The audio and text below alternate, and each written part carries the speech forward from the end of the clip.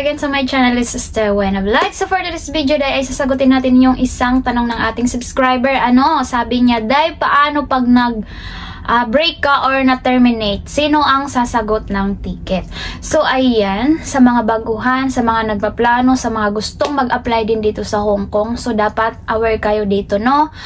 Tulad kanina, day, meron akong nabasa sa post na sabi niya 4 months na siya na hindi pinapasahuran ng amo niya. So, ang daming question doon na yung mga nagko-comment ba na kung totoo ba? Kasi kung 4 months, grabe naman yun. Paanong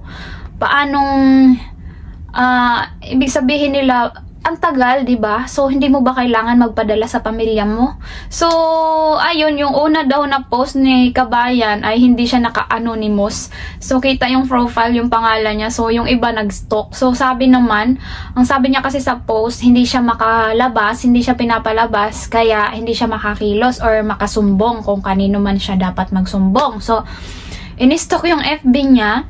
Then ayun naman, nakakalabas naman pala. So kayo, kung mangyari yung ganito sa inyo, no, ang amo natin, meron talagang nadidelay yung sahod. Pero dapat within 1 week lang, dahil 7 days. So kung laging ganon ang mga amo nyo, kasi meron din ako na dati napanood, nabasa na sinasakto talagang 7 days bago ibigay sa kanya. Din meron din akong nabasang post na instead na ibigay na lang sa kanya yung sahod niya, dinadaan pa ng amo niya sa agency. So which is, kailangan pa siya, pag day off niya, kailangan bago makuha, kumbaga. Kasi syempre kung ang sahod niya ay every nagkataon na Monday, so ibibigay pa ng employer sa agency, din pag Sunday pa niya makukuha. So 'di ba? Pwede naman i-recta sa kanya yon. So, pag ganito, day, ang dapat nyong gawin, ay within 7 days lang, day, sila pwede maging delay. So, kung laging ganon, maghanap kayo ng ebidensya or i-chat nyo sa WhatsApp na, oy ma'am, ganito, ganyan. Ang sahod ko kailangan ko na 7 days na ngayon.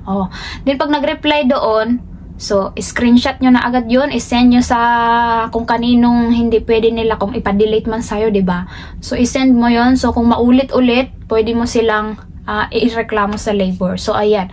So, pag na-terminate ka naman, day, or nag-break, ito, day, dapat pala ang terms na terminate, kung si amo ang nag-terminate sa'yo, and then, kung ikaw ang umayaw, terminate pa rin pala yung tawag doon, hindi break. So, nakasanayan natin na ganun kasi parang mas madali siyang maintindihan, di ba, pag break.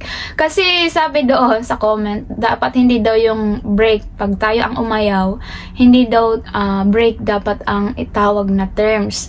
Kasi, pag sinabi daw na break contract, so, sa mga may nilabag ka sa mga nakasaad sa kontrata natin, ang pag-terminate ng kontrata ay naaayon naman, both side naman yan sa atin, sa employer at sa helper. Pwede nating i-terminate yung ating kontrata. So, hindi dapat daw tawag doon ay, pag tayo yung aayaw, dapat hindi daw tawag doon ay break. Kasi wala naman tayong nilabag na nakalagay doon sa kontrata. So, ayan, sa tanong ni Inday, kung sila pa din ba ang sasagot ng ticket. So, kasi nakaraan, day, may nagtanong din, ang akala niya, tayo ang bibili ng ticket papunta dito sa Hong Kong. No po.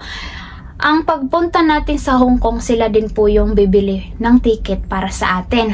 At pag nag-finish contract tayo, sila din yung bibili niyan ng ticket pa uwi. So, tips ko lang, tulad ko, kasi naka-apat ako na lipat ng bahay, ina-update nila ang address din, dapat i-update nila para kung ano yung nasa kontrata, yun din ang address mo.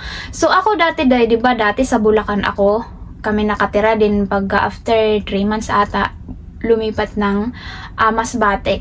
So, dapat din, ipa-update nyo din yun, ha? Kasi, kung ano lang ang nakalagay sa kontrata, yun lang din yung babayaran ni amo. Kung ano talaga, tipid talaga si amo mo. So, tulad sa akin, yung una kong kontrata, ang nakalagay ang address ay Bulacan. So, sinabi ko din, nag-idea ako kasi sabi ko, nung lumilipat kami, ina-update nila yung address sa kontrata. So, nung lumipat kami sa Pinas, so pina-update ko din. Sinabi ko kay amo, nagulat nga si amo, sabi niya, malayo ba yun? Sabi niya ganyan. Sabi ko, medyo malayo, kaya connecting ako. So, ipa-update nyo din, day, in case man na magkaroon kayo or maging tulad ko, ko kayo na lumilipat din ng bahay. Halimbawa, nasa Maynila kayo, din lumipat kayo ng Mindanao. Kasi para yung ibibili nilang ticket ay rekta talaga sa kung saan ka uuwi. Merong ganun, day. Dapat yun talaga ang nakalagay sa kontrata. Kasi pwede nilang, uy, bakit? Sa Maynila ka lang naman nakalagay dito sa kontrata. So, no choice ka. Wala kang magagawa. So, kailangan ikaw bibili ng connecting flight mo. O, diba? Sayang yon. So, pag terminate ka naman, day, yes, day, sila pa din. Kung sila ang aayaw sa'yo, on the spot, halimbawa, on the spot, hindi nag 1 month notice si amo mo. Pag on the spot ka inayawan, ang ibibigay sa'yo 1 month na sahod mo, at kung ilang araw yung pinagtrabaho mo sa kanila, ticket, tapos 100 na travel allowance. Yan yung tatandaan nyo na makukuha nyo dapat pag in on the spot kayong i-terminate. So, may mga among hindi ito binibigay. So, dapat daw call list po daw talaga para ma-help kayo, ma-assist kayo. Then, pag ikaw naman din yung umayaw, so, ikaw yung magbabaya din sa kanila ng 1 month sahod mo pag nag-on the spot ka na terminate.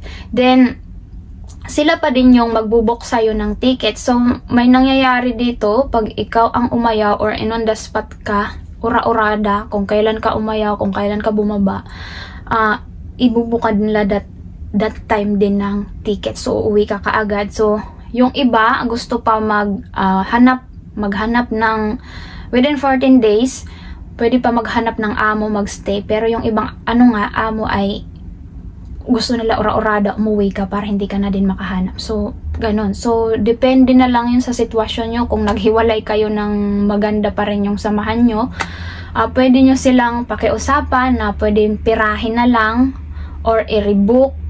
May mga ganun. So, depende yun sa inyong usapan, day. Then, pag finish contract pala, day, halimbawa, finish contract tayo, tulad ko, April 14 ako ma-end. Pag bumaba ako ng April 14, hindi na ako makaka-stay ng 14 days. Diretso uwi na ako. So, kasi, tapos na yung aking visa. So, ganun pala. So, dati akala ko, pag finish contract ka, pwede ka pa din magstay. So, hindi. Kung halimbawa, ang visa mo ay April 14, then April 14 ka din bumaba sa amo, uwi ka na diretso niyan sa Pinas. So, yung iba, day, pag finish contract, ginagamit nila yung annual leave na 14 days. So, tulad sa akin, April 14 ako, katapusan pa lang ng March, pwede na silang bumaba at para magkaroon pa sila ng chance maghanap ng panibagong amo. So, ganun ang ginagawa ng iba. So, ayan lamang for today's video, day. Kung nagustuhan mo ang video na to, don't forget to like and subscribe my channel. See you next vlog. Bye-bye!